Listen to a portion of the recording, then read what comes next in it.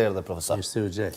Para pak qasësh, Dorentina përmendi se jemi duke diskutuar mbi takimin e sotëm që pritet të ndodhë mes liderit lëvizjes vetëvendosje dhe kryeministrit Kurti bashkë me Lumir Abdigjikun, liderin e Lidhjes Demokratike të Kosovës. Profesor, çka prisni të prodhoj ky takim?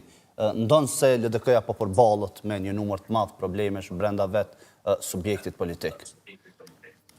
Pikrisht për shkak të momentit jashtëzakonisht të rëndësishëm, për shkak të atmosferës që është polarizuese skajshmërisht në aspektin politik, veçanërisht brenda marrëdhënieve dhe interrelacioneve të partive politike, dhe rëndësisë që ka fakti i formimit të institucioneve në këtë moment kur kemi humbur shumë kohë dhe kemi humbur shumë të themi edhe mjete financiare, edhe hapa, aksione, nxjerrje ligjesh, zgjidhje problemesh qytetarësh, mendoj që po edhe interesi siç e përmendet ju për shkak të atmosferës së brendshme brenda subjektit politik të Lidhjes Demokratike, mendoj që është i domosdoshëm dhe i dobishëm për të gjithë akti i një marrëveshjeje qoftë për në pako në tërësi për president dhe bashkëqeverisje, qoftë për bashkëqeverisje,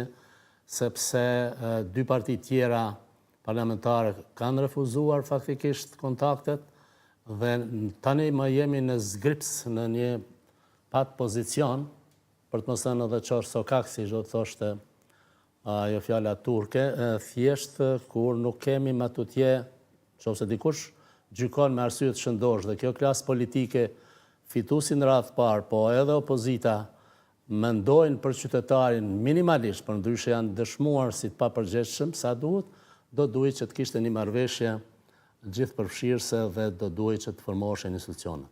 Po, sigurisht kjo do të ishte ideale, profesor, megjithatë bazuar në rrethana që jemi tani dhe me të drejtë përmendje dhe Blendi problemet që ka LDK-ja. Sa ka gjasa që të arrihet një marrëveshje, duke marrë parasysh që LDK-ja nuk i ka të unifikuar gjithë numrat e deputetëve?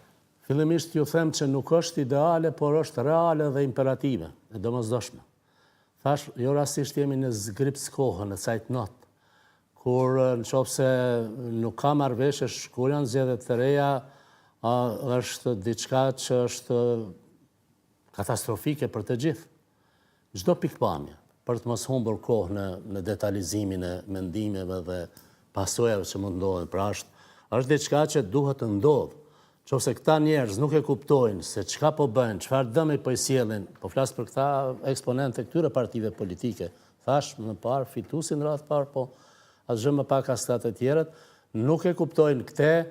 Unë nuk di si kanë kurajo etike, morale, njerëzore, nëse doni, që dalin para votuesve përsëri ose të thonë që ne kemi trupën elektorale stabile ose dikush tjetër ne fituam pak, dikush fituam ose humbëm pak, e kështu me radhë. Pra është momenti i fundit, pra është imperativ kohë që duhet merren vesh.